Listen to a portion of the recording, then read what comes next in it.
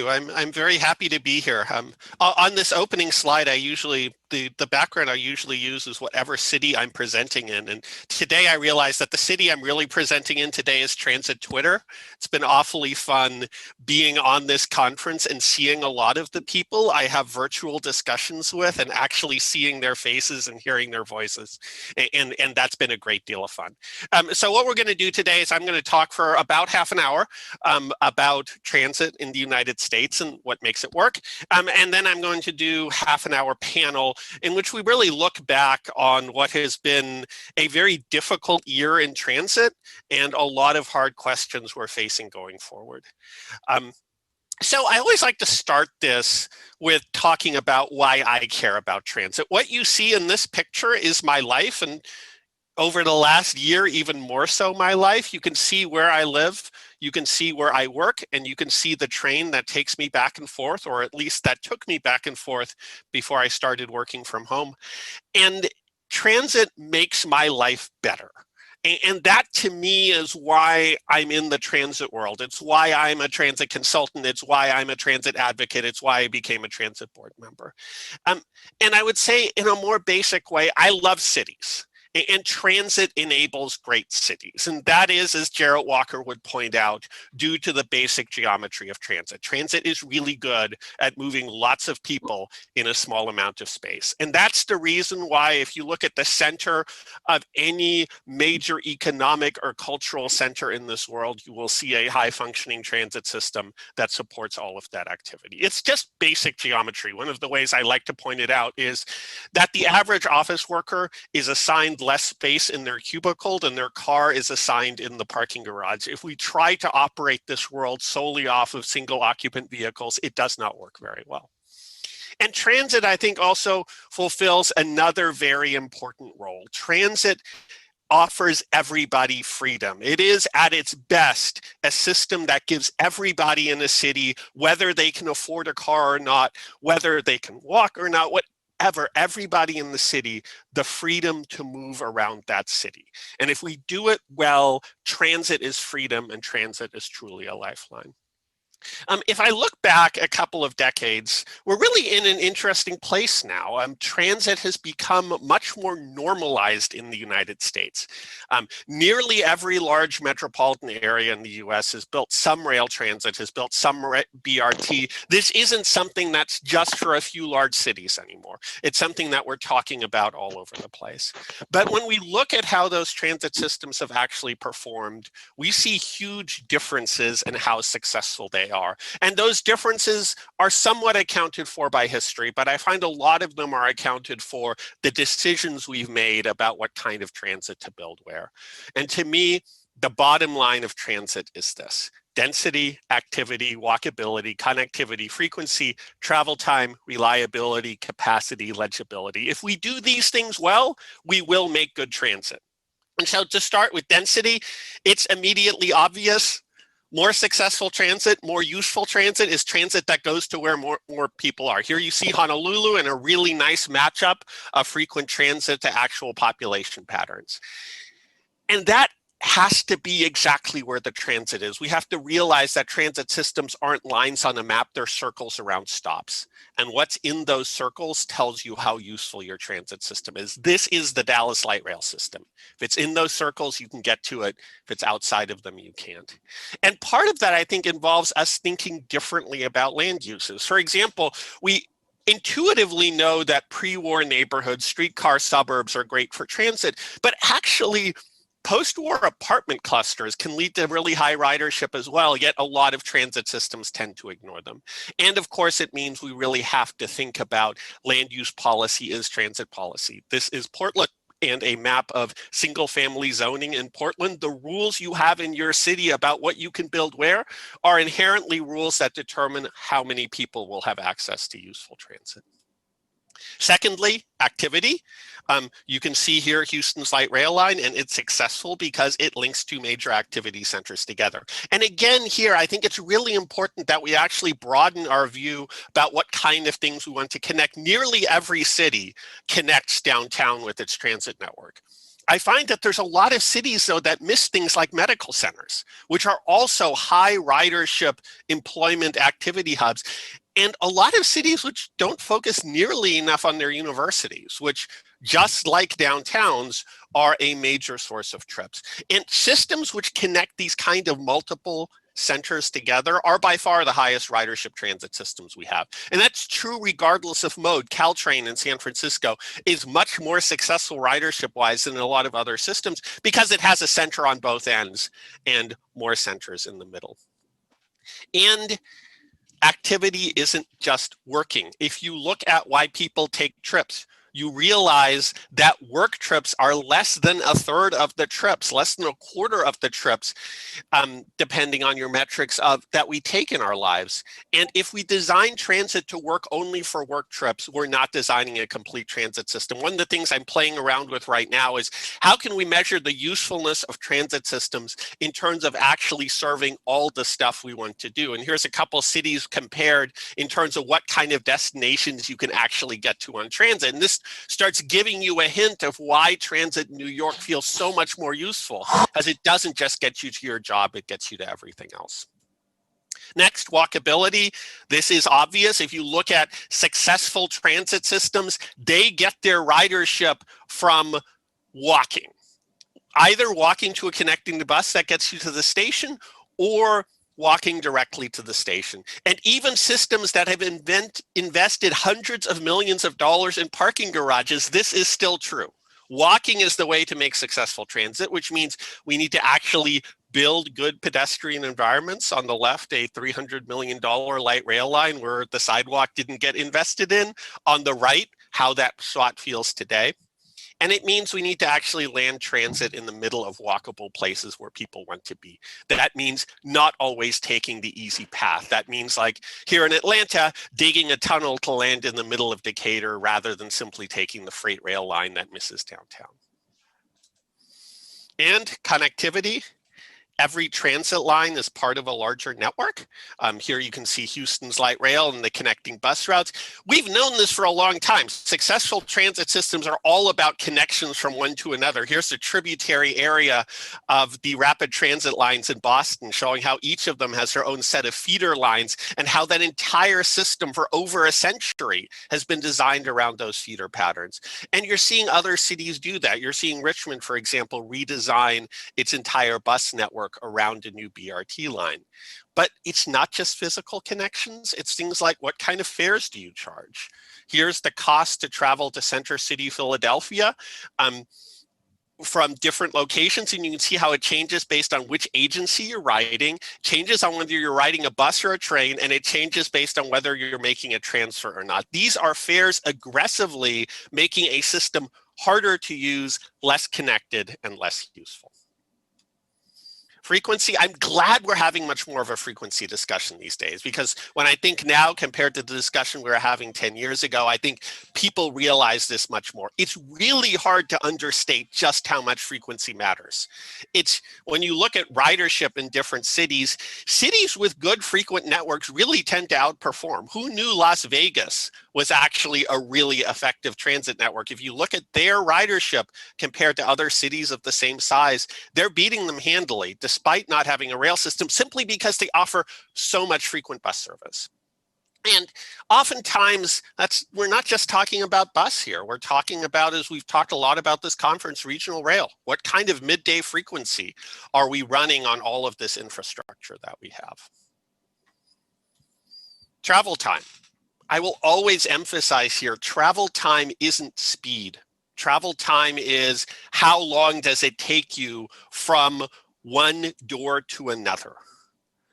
And often speeding up the vehicle isn't the most effective way to do that. But there's lots of tools that we have. We can straighten out routes. Simply having a more direct path from A to B will make it better. We can get something out of traffic, put it in a bus lane. We can reduce stops so that we don't spend as much time sitting at those stops. We can grade separate, but grade separation only works if we don't compromise on getting transit in the right place. And we can add express service, but express service only works were actually frequent. And it's interesting when you start to think about trip time on a system level as well. It's how we plan out entire networks. Do you design a network so that it has many stops in the urban core at the expense of faster trips from the suburbs? Or do you design a network so that it has faster trips from the suburbs at the expense of serving the people in the urban core? Or do you actually design a network that has multiple lines on top of each other that serve different kinds of trips in different ways? And just as important as travel time, reliability. Essentially, the way I think about this is reliability is what loses you a job. Reliability, if your bus doesn't get you where you want to go, when you want to go there, when you expect to get there, it can really ruin your life. And so how do we do reliability? This is great data from the Twin Cities on what time a local bus route spends. 42% of the time moving or in traffic, 23% of the time at a red light, 32% of the time boarding. We can make every one of these faster, and we can make every one of these more reliable. We know bus lanes.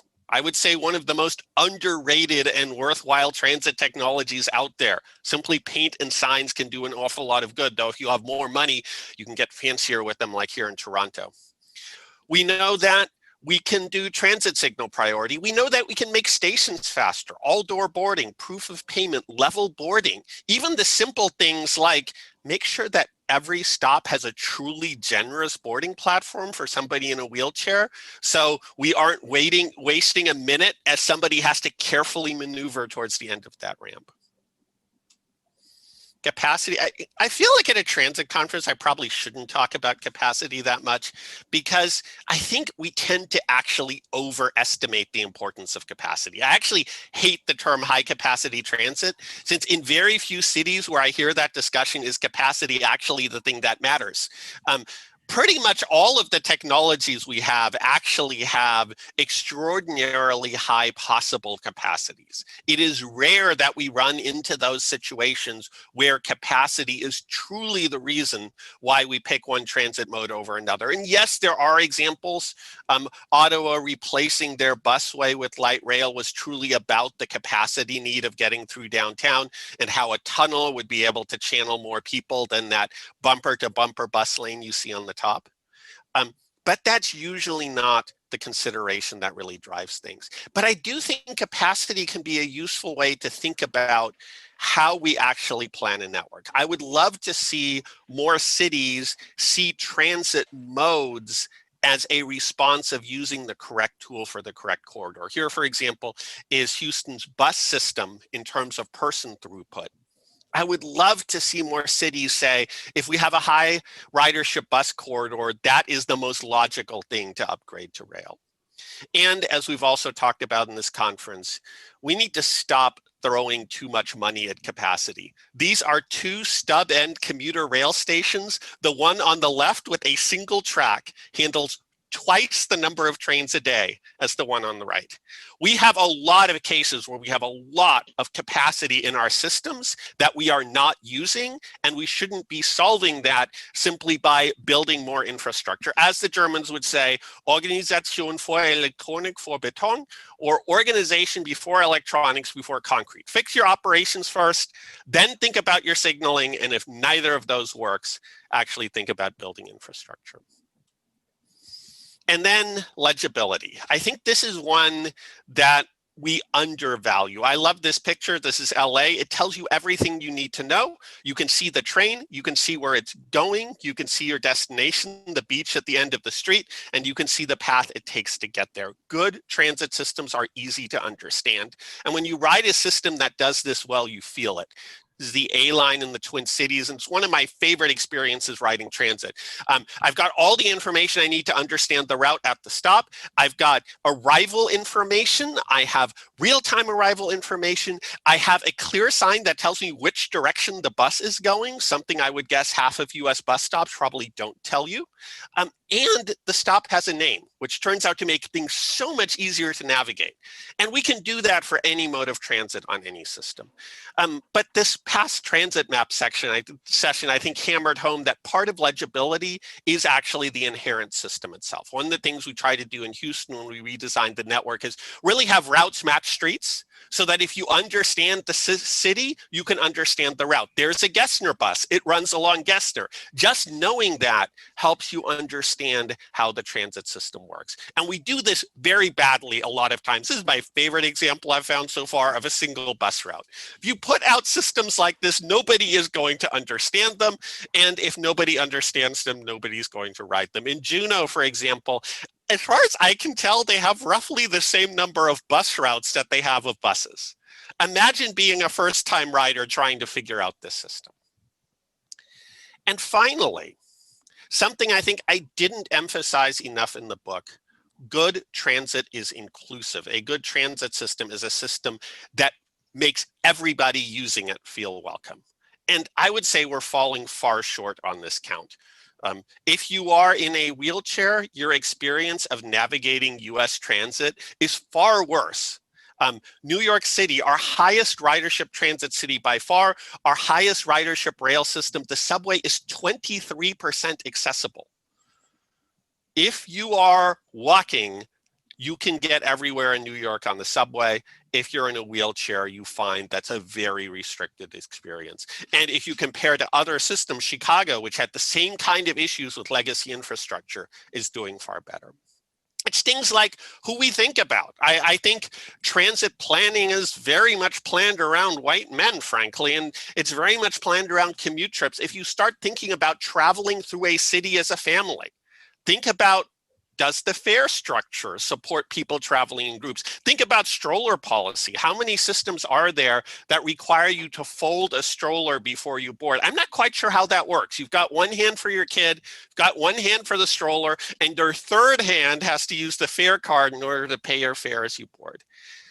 If we want to include everyone, we have to think about how the needs of different users are different. And obviously, if we want to include everyone, we need to make sure that we don't actively discriminate. Here's data from BART, looking at BART ridership and looking at the code of conduct citations that were issued by BART police.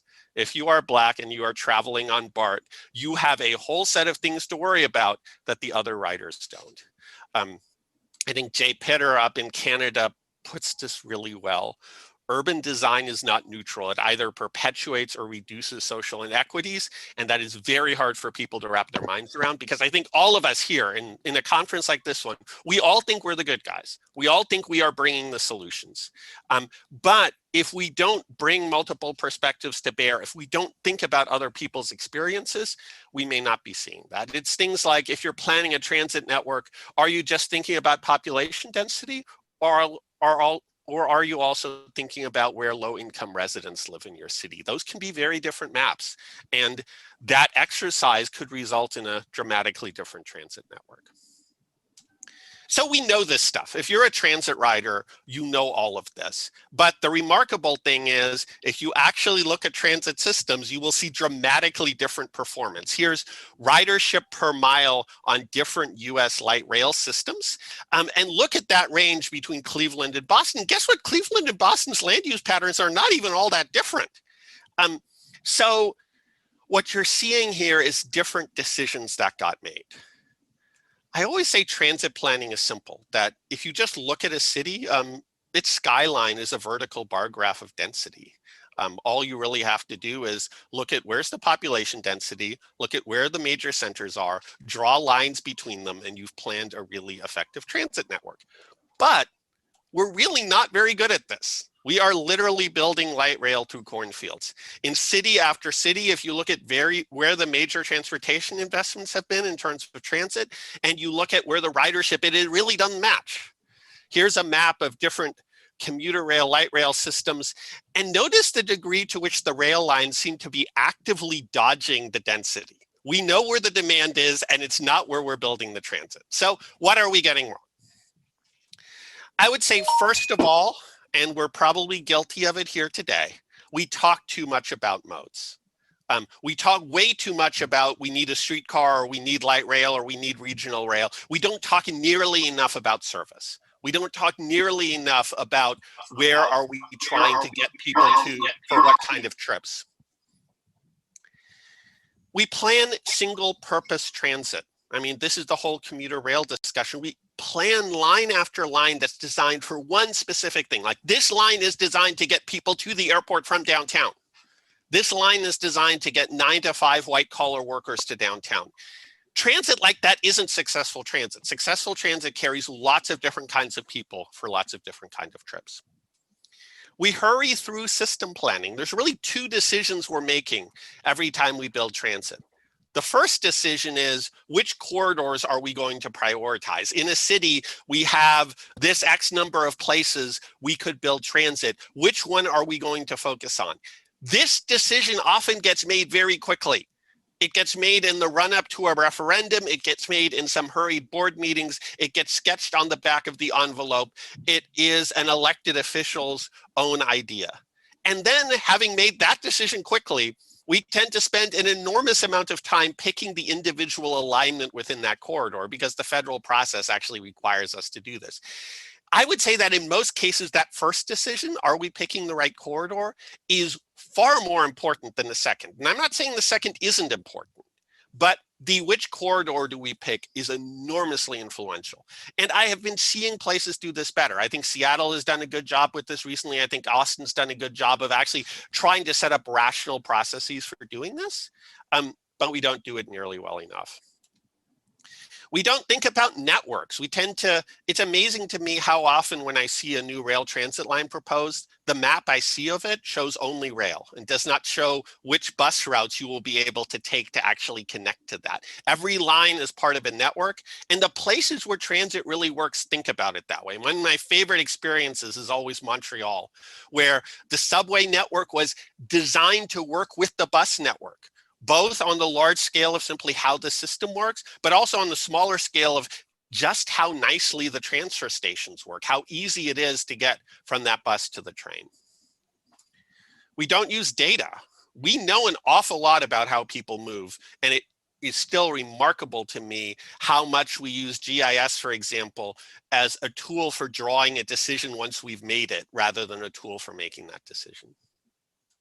We think on too large a scale. We tend to get really excited about big regional projects that go a long way. And I think partially this is a mapping problem. I mean, frankly, those projects look a lot more impressive on a map than the shorter ones do. But, you know, if you know the Bay Area, you know that if BART hadn't built any of its recent extensions and instead had built a subway down Geary, they'd be carrying far more people than they are today. We think about paths and not destinations. We get really obsessed by the idea that, you know, here's a freeway, here's a rail line, let's follow that. And sometimes that makes sense, but a lot of times we're in places like Dallas where those were freight rail lines. And the kind of stuff that tends to happen around freight rail lines is warehouses. It's not the kind of place where people are actually trying to go. A lot of times the easy, obvious path is not actually the path people are trying to travel. And in a related way, I think we avoid opposition. We have a tendency to try to build transit where it's easy and where it's politically acceptable rather than where it's needed. And my rule of transit is if you propose a rail transit line or a BRT line and nobody is against it, it is a bad project because you are building it where it doesn't matter. But this happens on a small scale too. Why are transit riders in San Francisco boarding light rail trains at stops with hundreds of boardings a day while weaving around parked cars? It's because you had neighborhood opposition to taking that parking space away. Why is it so hard to change a single bus route? I keep hearing people tell me that buses are more flexible than rail. As somebody who's actually changed the bus system, I can tell you it's awfully hard. We also, I think, get really wrong by focusing on choice riders. I am sick of that term because as soon as people start saying choice riders, we start imagining in our head that there's these, you know, lawyers driving Mercedes who we need to convince to take transit, and maybe we need Wi-Fi and we need cushier, sexier buses. When in reality, what really makes transit better is the stuff that works for everyone. And of course, the flip side of choice riders, the idea of dependent riders.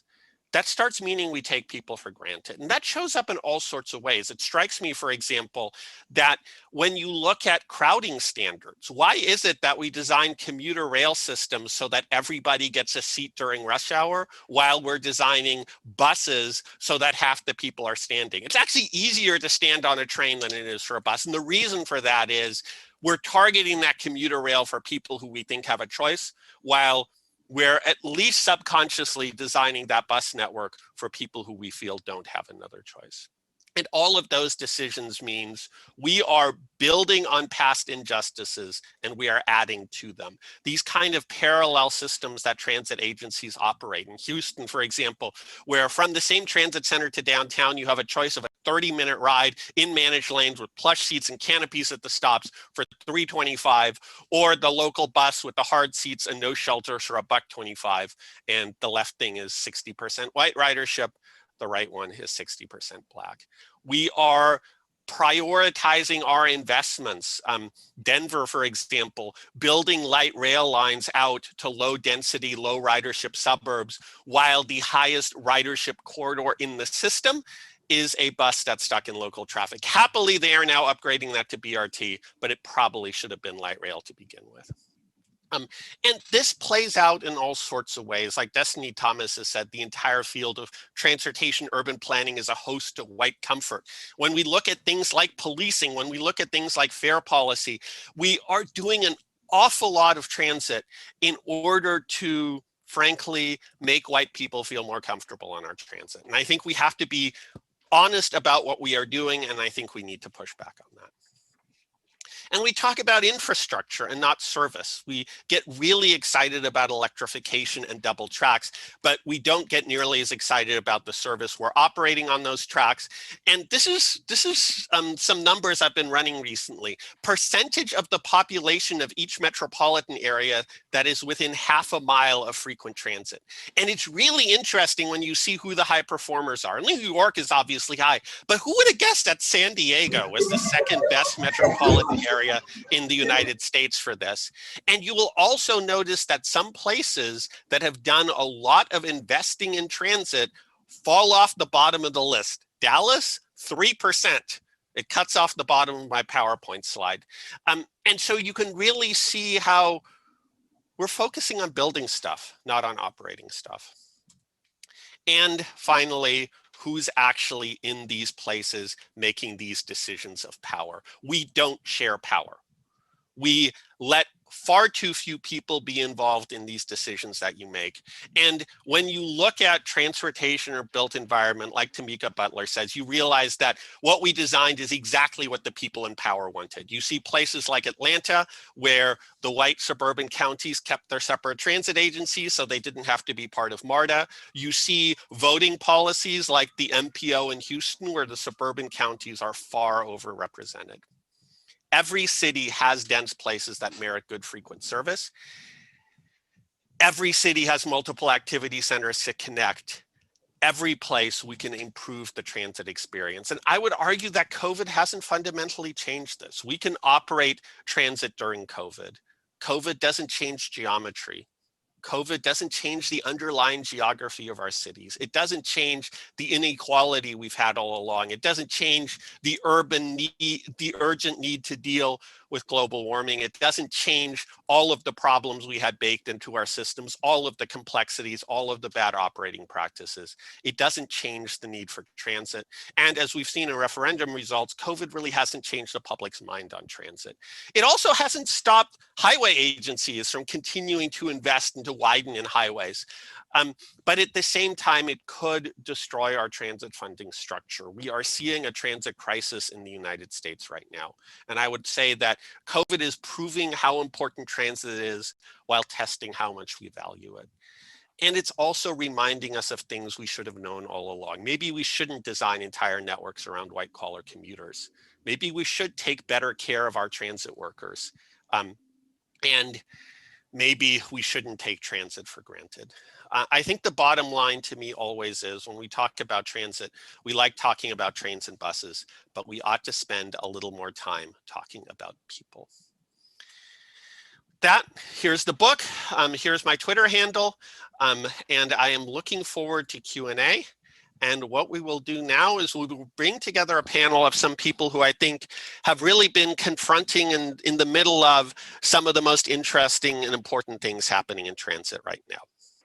So we have Jerome Horn from Indianapolis, soon to be from Baltimore, who I think was part of creating one of the most interesting, coolest new transit projects we have in the United States. Indianapolis has built some of the best BRT we see anywhere in a red state, in a city that has historically had trouble even finding enough funding for transit. In a tough political environment, they actually managed to make real trade-offs and create some really great transit. Then we have Janice Lee, who's a board director at BART and also an advocate. She's at San Francisco Bicycle Coalition. BART has been confronting a lot of these equity issues we've talked about here. BART has been talking about how to do policing better. BART has been thinking about how you actually handle the homeless on transit. And BART has been taking on these sort of inequities in funding and making, I think, starting to make some really good decisions about how to really fund equitably across the region. And Janice has been in the middle of all of that. And finally, Stephanie, who is at Riders Alliance in New York City. I'd say New York has been the center of the transit crisis in the United States. It got hit hard by COVID first. It is the place where we saw the most transit workers infected and killed by COVID. And it's also a place where we're seeing the decisions play out of how systems have responded. We're seeing service cuts. We're seeing New York City end overnight subway service. The MTA stopped running trains overnight for the first time in its history, severely inconveniencing the essential workers who are still riding transit today. So what I want to do now is ask them all to join us, and let's talk about where transit stands in the United States at the beginning of 2021. So Jerome, are you on? Hey, Christof, I'm on. Greetings. I don't know if you want to say anything to introduce yourself other than what I've already said. You did an excellent job. Just a point of clarity, I see you put it into the slide. Just wrapped up a wonderful run at Indigo, and as you mentioned, I'll be moving to Baltimore, and I'll be transitioning to work for Foursquare Integrated Transportation Planning. So I'm really excited to begin that next journey in my career, and I'm excited to have this discussion. And Janice, are you on? Yeah, hey Christof, great presentation, and I'm honored to be here at the first ever TransitCon. And Stephanie. Hi there. Yes, it was an amazing presentation and I enjoyed every bit of it, and I'm super happy to be here. And also what an amazing community and chat box. It's amazing how much energy people have at this point of the juncture, this time in the conference. So super excited to be here with you all. So for all of you, what worries you the most about transit right now? Sitting in January 21 and looking at transit in the United States, what are you most concerned about right now? So I can jump in right here. The phrase I've been using a lot is transit existentialism. So I see a lot of familiar, friendly faces here in the room. If you don't know, I was elected to the BART board back in 2018. It's one of 3 transit systems around the country that has a directly voter elected board. It's us. It's AC Transit out in the East Bay, here in the Bay Area, and then it's Denver's Regional Transit that also has a directly voter elected transit board. Most are just appointed. And so the things I've been grappling with at the BART board are enormous. And as we are getting through this pandemic, I am really getting to a point where I wonder whether we are going to make the real investments into public transit to acknowledge that public transit is a public good and mobility is a human right. We talk about, education as a human right.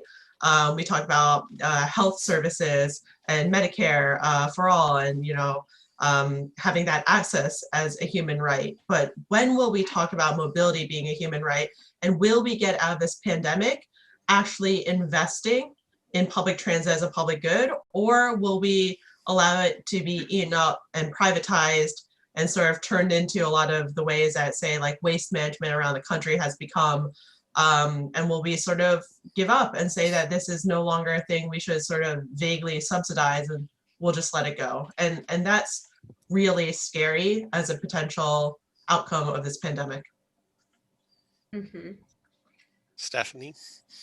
Yeah, so I think similar, I think my biggest fear here in New York City is one, like you mentioned, losing 24-hour service, which is something that we're working really hard to bring back, and ensure that we can continue to, New York City is a city that never sleeps. And kind of like what your presentation, Christof, was that transit is integral to what makes a city thrive. So making sure that this is not an opportunity to kind of chip away at public transit, chip away at its funding structures and really start to reduce service and kind of eliminate this problem, right? Unfortunately, as we've seen in New York City, the governor, instead of dealing with the problem, what he does is try to eliminate it. And here's a real opportunity, if we're not vigilant, to stop them from chipping away at our public transit system, removing these funding structures. But most importantly, I think the biggest fear, there's a lot of fear at the moment, kind of saying that transit is scary and you're going to be harmed, that people just turn away from public transit, and they just don't see that it's important anymore. And we know that that's not true, especially in New York City, with so many people moving out of New York City, right? Everyone's moving to the suburbs. There's just less and less people using transit. And we just don't want that to be an excuse to say, well, there aren't that many people. There aren't 6, but there's still 2. So we shouldn't invest in this system anymore. And those 2 million people are just as important as those 6. And we want to make sure that we're building and making our system better rather than just letting it decay, because other things came up, because we failed to prioritize mobility and transit in a city like New York. Jerome? Yeah, I totally agree with the points that Janice and Stephanie made, and building off of that, I worry that especially right now, people are very vulnerable to what I like to call techno-futurism and techno distractions and the smart city. And when we talk about things like the Hyperloop, if I hear another conversation about a Hyperloop proposal and a local government getting distracted by that and throwing money at the studies, and a maglev train between DC and Baltimore. I think sometimes those things get in the way of us doing the basic things that we know we could do tomorrow. I'm going to be very blunt here and say, especially in the United States, maybe one less aircraft carrier and more money to fund bus operations, right? I mean, it's just, I really worry though that we get really caught up on the future and the technology and the shiny, and it really does distract and get in the way from us making the decisions that we need to make right now. And that perhaps though, one lesson that we in transit and government policy, one lesson that we can learn, I saw this amazing video, Virgin Hyperloop. I mean, great production value. I think what we need to do is communicate better. Right? We need to continue to figure out how to talk about transit and these issues in a way that's reaching to more people and appealing to more people in a more creative, thoughtful way. And I know that we have a lot of talented communicators, but we just need to continue to do that better and really get our message out there. Yeah, I mean, I think one thing that's really struck me, like, we in transit, I think, need to have the self-esteem to make the case for transit. Like, it has struck me how many transit people I hear talking about, oh no, will work patterns change forever? Oh no, is transit still relevant? And I've heard 0 highway people say that. I've seen every transit agency every highway agency continue full speed ahead with every line they've ever drawn on the maps for the last 30 years. And they aren't questioning, do we need to add all of these lanes to relieve an hour of congestion in the morning commute? They're still going at it. So I actually worry that the more that we in transit sort of talk about there being a threat to transit ridership or to the relevancy of transit, the more that becomes a self-fulfilling prophecy. And that, I mean, I don't see the fundamental changes.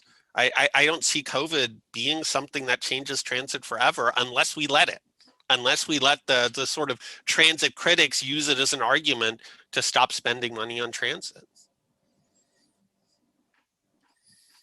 So what conversations do we need to be having right now? What are we not talking enough about that we should be talking about? Janice, you look like you have something to say. Yeah, I've been reading a lot of this chat too. I unfortunately haven't been able to tune in for much of the day, but I've been, reading the Slack, shout out to the Slack, I've been reading this chat here. I think there's a little bit of this, like, elected officials just don't understand transit. They just want to cut the ribbon. They want the Hyperloop. They want the photo with Elon Musk. First of all, fuck Elon Musk. I don't need him in my life. Second of all, I think that when we talk about equity, so I would say like maybe 5 years ago, it was like, oh my gosh, urban planners need to talk about equity. Did you ever hear about redlining? And then like a lot of us kind of folks came up and we became transit enthusiasts. And we're like, yeah, let's talk about transit for everyone. Let's talk about mobility for everyone. But I think what I see a lot of times in these spaces is that we are talking about hypothetical Black and brown people. We are talking about hypothetical essential workers. And we are not actually getting to know the people who are really impacted by these services. So rather than, for example, in San Francisco, actually like be engaged in, say, Black and brown communities like Bayview Hunters Point, which is so historically redlined, where there's so many amazing ground-driven, efforts to improve mobility. The 15 third bus just came back, and that was supposed to be replaced by light rail T third in San Francisco. It sucks, and the community fought to bring back a bus line that was removed when the light rail line went in. Light rail line just didn't bring the mobility and access that we wanted to see, and the 15 third just began service again a couple of weeks ago. Like, those incredible ground-driven efforts, we don't talk about them in sort of this transit enthusiast urban planning space. We just talk about Black folks in the Bayview hypothetically. And so I would say what elected officials do get right is that they cannot be single issue people. So for me, while I've been sort of the bike person and the bike nerd, in order to become truly electable, I needed to meet people. I needed to get to know issues. I needed to actually build true compassion with actual human beings. And I think is so critically important to bring that experience to the BART board. Will it cost money for BART to really address homelessness? Are we going to have to think about, the issues that happen in our system with deeper compassion? Absolutely. But I think that that's critical, so that when we see transit, we are not only seeing transit from the perspective of a bus seat, as a strap, whatever, hanger, whatever. Like, we really understand transit as part of a larger continuum of people's lives and how we navigate space in, our cities and wherever we live. Yeah. No, I mean, it's really, you don't, this whole, if you are trying to imagine what other people's lives are like without actually talking to them, like this whole elite projection problem is such a problem, in that the people who we have planning and designing transit are in a lot of ways designing what they themselves want. And sometimes they're claiming to be doing it for others, but if you don't talk to others, you aren't doing it for others. Stephanie? Yeah, I'll just add a small example and I'll throw it to Jerome and Stephanie. There's this thing in San Francisco where there's a lot of like hypothetical, like, well, this is what Chinese seniors really need. And like, I'm born in Hong Kong, I speak Cantonese, and like when you really talk to Chinese seniors in, say, Chinatown, who are, getting their groceries and everything, and you ask them about their bus service, they're like, they don't mind waiting. They just want, certainty and reliability. So what they hate is like bus bunching, not necessarily knowing that the 3:52 p.m. bus shows up at 3:52, and like they don't mind waiting, and they just don't want, one bus to be empty and the other bus to be totally full, one right after another. And I think like that's not necessarily how I would say transit enthusiasts and transit advocates in the Bay Area think about transit reliability or transit needs. As like, oh, is Clipper this or that? Can I use my Apple Pay? Those things are great too, but don't like apply that, to hypothetical people. But Stephanie and Jerome, yeah, over to you.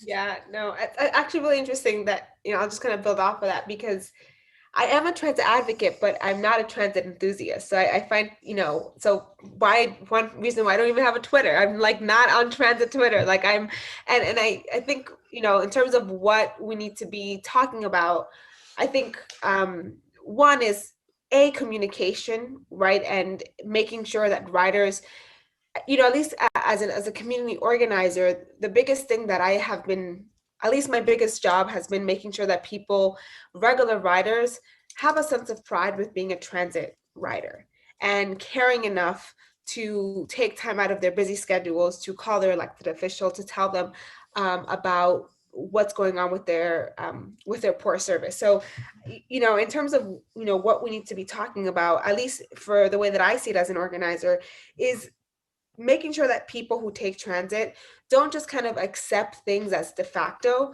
and actually feel empowered, like sometimes us transit enthusiasts or people in the inside world, how we feel so passionate and angry when our trains are not working or when something was designed terribly, and kind of getting regular people to feel that same way, and giving them the tools to understand, and kind of going back to communication and transit planning. We, right before the pandemic, the MTA was in the middle of an MTA like bus redesign, and their communication to the public was just so terrible. They kind of gave them like this 500-page book, and he was like, here's the plan, like this is what we're doing, and if you don't like it, like too bad. And so I do agree that, moving forward, our agencies need to communicate better why they're doing things, and the other thing is making sure that we're having the conversation that riders are proud of being a transit rider and that they want to make their system better, because that is sometimes a disconnect, and why sometimes transit riders feel like they don't have any power, or their experience is not worth calling someone. And part of that is also reminding people that because transit is a public good and so many of our tax dollars are going into it, we should have a say in how the system is run, and also how government spends the money that it receives from the taxpayers. And I think the third thing that we should also be talking about is making sure that in terms of communicating with the riders about service, et cetera, but transparency. I do think that, unfortunately, public transit is more politics than it is good. And I spend a lot of my time in the middle, in the mix of politics, of trying to convince elected officials why this is a good thing, why this will make them look good, rather than why it's serving their constituents, whether they get a photo op or not. And a lot of people just have lost a lot of faith in the system. They constantly hear, at least in New York, articles of, we're paying too many contractors. Some station is taking 25 years to be built, and it costs billions and billions of dollars. And so something to be talking about as we come out of COVID is how do we make sure that people trust the system, trust the elected officials, and trust government to be doing the best job. Because this is a big problem, is that a lot of the everyday riders don't get involved, don't speak up, don't call electeds, because one, they just believe that the MTA, at least from New York, is just this big black box of people who don't care, and of elected officials who only care about photo ops. And so a lot of it is has to do with trust. And it has to come from, at least from the advocates and the organizers, getting riders to believe that they are powerful and that there is a way to kind of crack this box that, seems to be full of people who don't have a name or don't have a face. So, I feel like those are a lot of different things, but I think communicating with the rider so they understand what changes are coming, what's happening with their system, and building trust. And I said something else that I forgot about, but those are the few things that I think we have to be doing, to move forward, to make sure that riders feel comfortable and continue to take the system and want to fight for a better system. And Jerome, and then we've also got I'll follow that with the question from the chat. I'm loving this. This is fantastic. I'm learning too. Communication. It's key. It really is. And not only communicating well, but who is doing the communicating and how you're doing the communicating matters. I'll tell a real quick story. We in Indianapolis, we're working on several BRT projects, and we did a number of different outreach efforts, including traditional public meetings, but also riding the bus and just talking to our riders and actually being out in the community, getting to know certain community folks that were predominant in certain neighborhoods, and getting them to kind of understand and work with us to help us understand different neighborhood dynamics and who we should be talking to and when we should be talking to them. But the messenger matters. I'll never forget one time at a meeting, we were there giving a presentation about BRT line. And just to give you context, it was myself, and I believe I was the only Black person on agency staff. And we had all white engineers and planners that were doing the talking. And at the end of the meeting, I'll never forget, I had these 3 older Black women come up to me and say, "But you work for Indigo, why weren't you up there doing the talking? You look like us." And that matters. And that's something that we talked about a lot when I went back the next day and talked to some of the outreach staff. It's like, we need to think about this, and it does matter who is doing the talking as well. So something that seems like it's simple and that it doesn't matter, but it really does matter. But I know we're getting short on time here, so I'll pause there. We got a question from Sandy in the chat, which is, and I'll try to frame it a little broader. Like, one of the things I love about bringing us together is we all have different perspectives. I was a board member. I'm now a consultant. Jerome was inside the agency and is now going to be a consultant. Janice is an advocate and a board member. Stephanie, you're an advocate. What is the best way for people both inside and outside to work together to make transit better? What's the role of consultants? What's the role of advocates? What's the role of people in the agency? What's the role of board members? Well, I'll say real quickly, people that work in agencies, you need to actually ride the system and be familiar with it. And it's not just like riding the system to work and back, right? It's like, know who the riders are, know the different parts of your city, ride the system at night, ride the system on the weekends, be familiar with the product, know who the people are. That's a quick, simple thing for people in agencies, but there's a lot more. And what can people in agencies do when they see things that you believe are broken? When you see things you think your agency isn't doing well, what can you do about that? Well, I know for me, I think that's one of the things that in my former role at Indigo that helped me was because I was in the system and writing it and talking to people all the time, I was able to detect issues. Or sometimes I just do Secret Santa. I just talk to folks and understand, well, what are some of the problems that we might be having? I would strike up a conversation with writers, and I wouldn't even tell them that I work for Indigo. But then I would take that information back and bring it up to my boss and really try to demonstrate why this matters and why we should be focusing on this, because it's critical for the writer experience and something that we should address. But obviously that can be a challenge depending on what agency you're at and how much influence and pull you have. Stephanie? Well, I think for advocates, I think it goes back to telling the story of riders. And I think, like Janice said, it's not a hypothetical, these are real people. And so a big, very similar to Jerome, talking to riders and always making sure that they're speaking for themselves. I'm not sharing their story, they're sharing their own story to the decision makers, to the elected officials, to the media, and they should feel completely comfortable sharing that story and making the agency staff, as you mentioned, Jerome and others, uncomfortable because just because they have a degree or have a nice office, it doesn't make them better or allows them to write the story, the experience of the transit rider. So in terms of the advocates, it's always keeping things simple by not getting into the weeds of the policies, but always prioritizing the voice of transit riders because they are using the product. They're the ones who are whose lives are being impacted, and therefore they should always be front and center. Janice? Yeah, so I answer this in chat. So in my day job, I have actually, Stephanie, I basically have your job, but with the San Francisco Bicycle Coalition. So I'm the advocacy director and managing a team of community organizers. So first I said, really, really understand the system and understand where the hangups are within the agency hierarchies.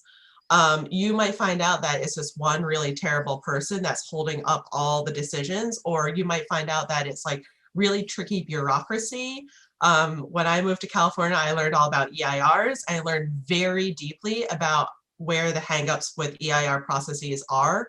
The second thing is when you find a champion within an agency, break down every barrier you can for them. It might be one of the really lowest level planners, but figure out what the hang up is for them to do really good work. It might be the transit planner, it might be the data analyst who's just excellent. And if they are looking to implement, like champion them, talk to a board member, make sure they're hearing from that person, whatever it is. The third thing is just, again, compassion, like really see transit planners as real people, even if you don't agree with them.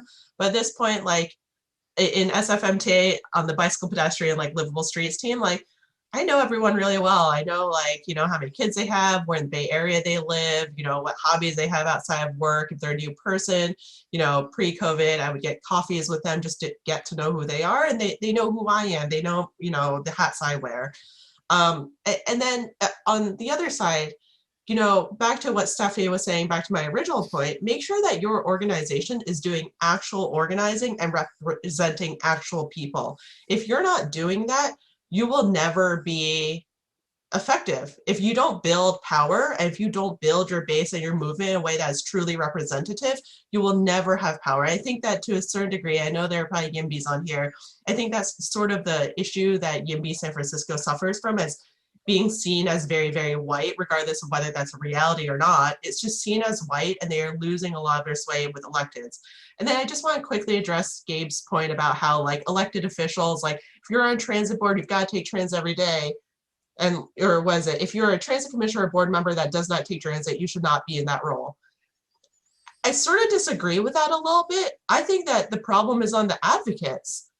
Are you electing good people? Are you making transit an actual voting issue? Or are you just tweeting about it, right? Like, what power are you building to force the issue, to make sure that good people who understand issues about transit and beyond just the bus seat and the train seat are actually getting elected and actually getting appointed to these positions? Just look at the makeup of your boards and commissions and who appoints them, and follow that whole trail to make sure you're building out the pipeline so that you're getting your people, you're getting really, really good advocates into that position. And someday we'll see a board that's more representative. You know, Bart, we just found out 75% of our riders now are BIPOC. That is not the makeup of the BART board. We are not 75%. I'm one of 2 people of color on the BART board, and there's 9 of us. So, you know, I think we as advocates need to take a long look at who we are and do a better job. So I know Hayden's probably about to tell us to wrap up. So I just wanted to, one last question for everybody. It's kind of easy to have depressing discussions about transit in 2021. What are you most excited about? What are you seeing happening that really makes you optimistic?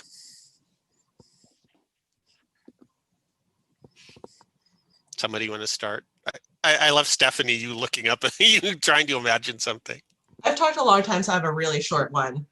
I am actually really excited that federal funding is beginning to actually subsidize public transit in a way that gets us from depending on fare box recovery rates.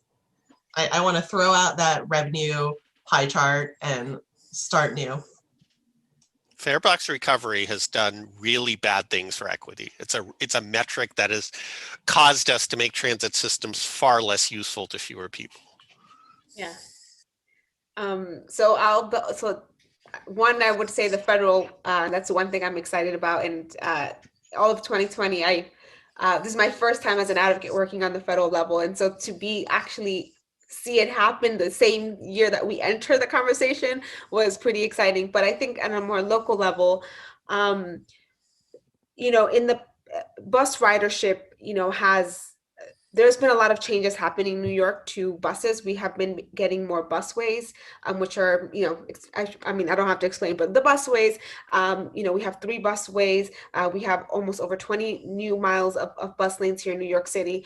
And so I'm actually really excited because when I started this work, right, one of the first bus lanes in New York City, I think was in 2008. And through the power of advocacy, through the voices of bus riders, we have been able to, you know, almost triple the amount of bus lanes that we've gotten in the last few years. And so I'm really excited, and I look forward to a new mayor in New York City to see if we can, instead of doing 20, doing 40 miles or 60 miles of bus lanes per year.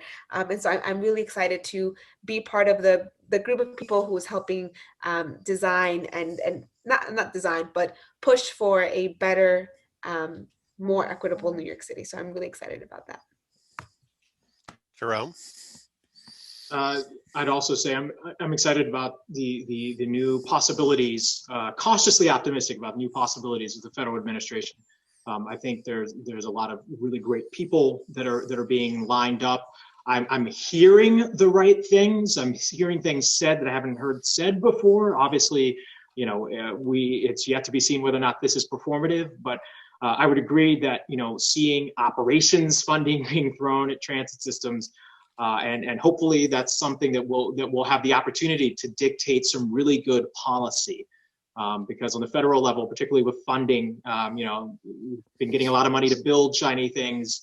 Be nice to have money just to run service. And I'm cautiously optimistic that we're making some good headway there.